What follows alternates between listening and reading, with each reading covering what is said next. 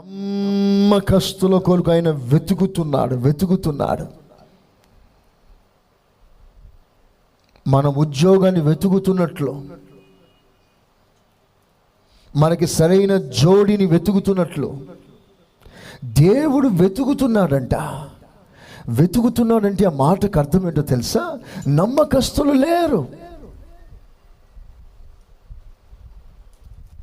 They are in great short.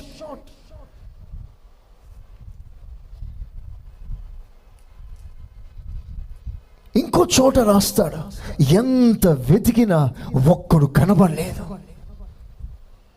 ప్రార్థనలో నమ్మకంగా ఉండగలిగిన వారు, దేవుని మనసు కలిగి, దేవుని లాంటి భారం కలిగి, దేవుని లాంటి హృదయం కలిగి, నశించిపోయే ఆత్మల కొరకు వేదనతో భారముతో నమ్మకంగా ప్రార్థన చేసేవారు ఒక్కరు లేరు అని దేవుడు సాక్ష్యం ఇస్తున్నాడు.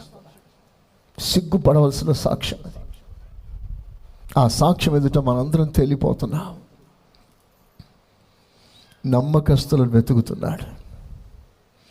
ఎందుకు లేరా? నమ్మకస్తులు లేరా? ఎక్కడున్నారు వాళ్ళు? ఎలా ఉంటారు వాళ్ళు? వాళ్ళలో కనబడవలసిన లక్షణాలు ఎలాంటివి? ఒకరోజు పౌలు గారు అంటారు, అద్భుతమైన సేవ చేసిన దైవజనుడైన పౌలు ఎన్నో అద్భుతాలు, సూచక్రియలు జరిగిస్తూ, అద్భుతమైన ప్రసంగాలు చేస్తూ, సంఘాలు కడుతూ, ప్రపంచవ్యాప్తంగా గొప్ప సేవకునిగా తిరుగులాడుతూ గొప్ప సేవ చేసిన దైవ సేవకుడైన పౌలు గారి దగ్గర అనేక మంది సేవకులు తర్ఫీదవుతున్నారు. వారిలను గూర్చి ఇతడు సాక్ష్యం ఇస్తాడు, తిమోతి వంటి నమ్మకమైన వాడు మరొకడు లేడు అంటాడు. ఎందుకంత షార్టేజ్? నమ్మకస్తులు ఎందుకంత తక్కువగా ఉంటారు? మీ మనస్సాక్షిని అడిగి చూడండి. Are you faithful in the Lord? Yesu ప్రభు ఈ లోకంలో జీవిస్తున్న ఆ రోజుల్లో తనతో కూడా ఉండటానికి కొంతమందిని ఏర్పరచుకున్నాడు. తనతో ఉండటానికి. మార్కు సువార్త 3వ అధ్యాయం 12వ వాక్యం. ఆయన కొండెక్కి తనకిష్టమైన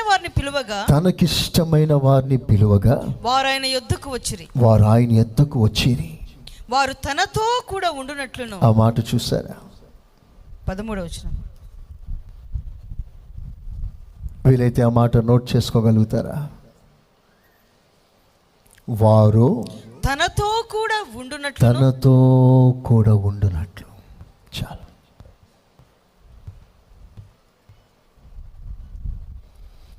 వారు తనతో కూడా ఉండునట్లుగా మన ప్రభు అయిన యేసుక్రీస్తు కొందరిని ఏర్పరచుకున్నాడు. ఇప్పుడు వీళ్ళ పని ఏంటనంటే, ఎక్కడో వెళ్ళిపోయి పెద్ద పెద్ద కార్యక్రమాలు చేసే పిలుపు కాదు వాళ్ళది. ప్రారంభంలో పిలుపులో కొన్ని స్టేజెస్ ఉంటాయి. The first stage of their calling is to be with the lord. వారు ప్రభుతో ఉండాలి. వారు మాత్రమే కాదు, మనందరి జీవితాల్లో ఈ పిలుపు చాలా ప్రత్యేకతను, ప్రాముఖ్యతను కలుగజేస్తుంది. మనమందరం ఎందుకు రక్షణ పొందామంటే ప్రభుతో ఉండటానికి. చేతులెత్తి స్తోత్రం చెప్పండి గట్టిగా, హల్లెలూయా.